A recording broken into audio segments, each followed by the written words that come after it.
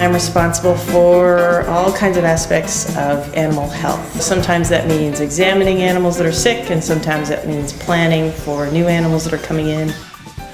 If you're going to be a zoo vet, I think there's an ethical requirement that you realize these animals a lot of them are endangered. They're in captivity their entire life. They're there to be educational ambassadors to whoever visits them about habitat, survival, and all those things. You have to know a lot about a lot of different kinds of animals, and you have to be open-minded enough to say, all right, I know what would happen in a generic carnivore, like say a domestic cat, but then I have to apply it to a cat that happens to be 300 pounds.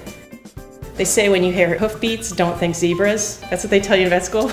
But see, we have to think zebras, so we have to start being trained about horses and then apply, well, what's different for a zebra?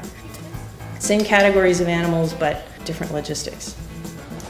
I went to college, then 4 years of veterinary school. So I graduated as a DVM at that time. Then further training for a zoo vet means that you do at least 3 years of postgraduate training, internship, residency, kinds of stuff. It's a long road. Probably every day there's something rewarding about my job. Sometimes it's little things, sometimes it's big things. Since we're a captive zoo animal collection and every animal that's born has to have a place to live in captivity the rest of its life, we don't get to have babies born here very often. So when they are, it's pretty much fun. Like when the ocelot kitten got his first exam, he's 5 weeks old, the first time anybody's handling him. We needed to give him some deworming medication, and it was a good time to verify gender and make sure he didn't have congenital problems like cleft palate or heart murmurs, that kind of stuff. And so he was fine. It was very exciting. It was very fun. Yes, and a exotic animal private practice veterinarians and domestic animal private practice veterinarians, everything they do, they have to ask an owner if it's okay to do it. Here, the keepers that take care of the animals, they act like owners. Because we work with these keepers every day, we have a pretty good rapport with them. We know what animals we have in our collection. We have time to research them.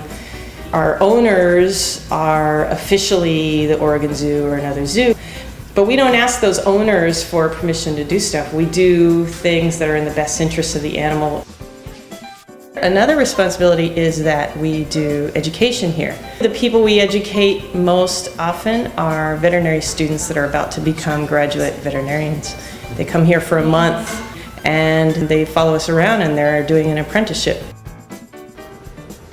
Being a zoo vet is a fascinating job. It's full of variety. Every day is different. Some people find that frustrating. I find it's a good reason to have this job.